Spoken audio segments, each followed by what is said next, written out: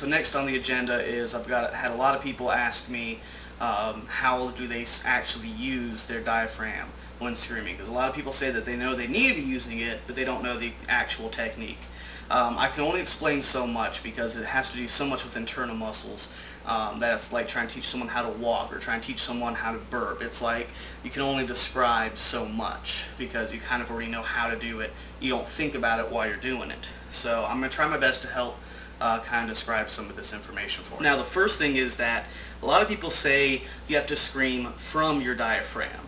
Now they might be using the wrong wording, or maybe they don't know exactly what they're talking about either, but your diaphragm cannot make a sound. Sounds such as speaking, screaming, singing, whatever, come from your vocal cords. That's what the vocal cords are there for, to make sound. You can't scream from your diaphragm. You scream with your diaphragm. Now, what that means, all your screaming is still taking place, the actual area of where a scream takes place, the entire area, would be from here to about here.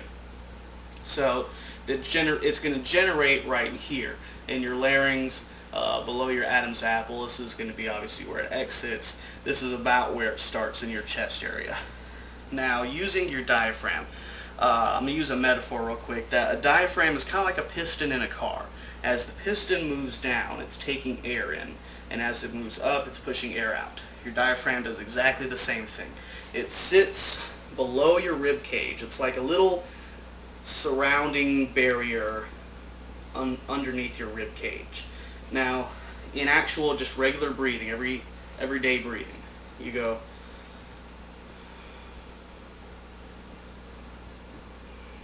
You see my shoulders barely move, my chest barely moves, my stomach is the main thing to move here.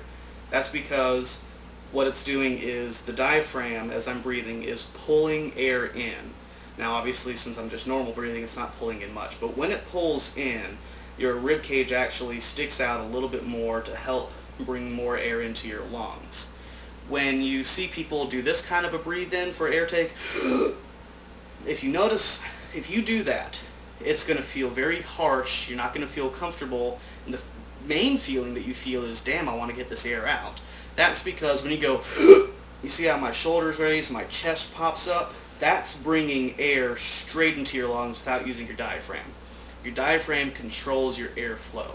So when you're taking in air, you want to go,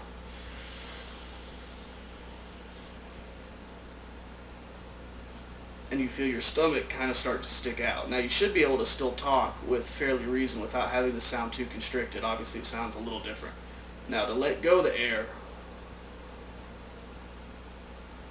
you want to try to do it as slow as possible when screaming.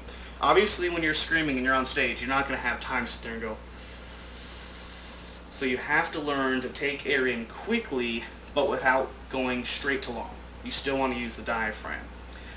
Biggest way most people do it is they get a lot of air in before the song is about to start, or during a solo, or during a guitar part where there's no singing.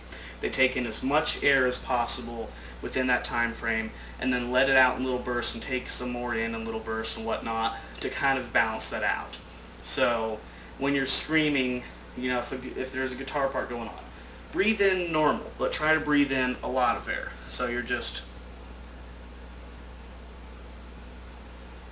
yes, then you can let it out and take it in like this, in little bursts, to let the air flow. one way you can tell if that you're doing it right or wrong, or doing it maybe a little too harsh, is if you can strongly hear, then you're doing it too much.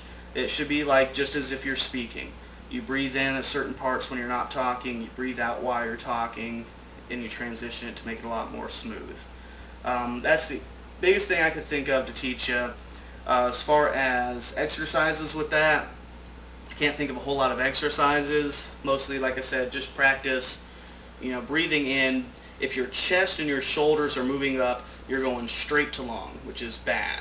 Your rib cage will poke out. So the only thing in your chest that actually is supposed to move is going to be like about right here. If right there, if your chest, or if your girl, your tits move, that's not good. So you want to get the rib cage to move, but it's not going to flare out like a blowfish. It's just going to be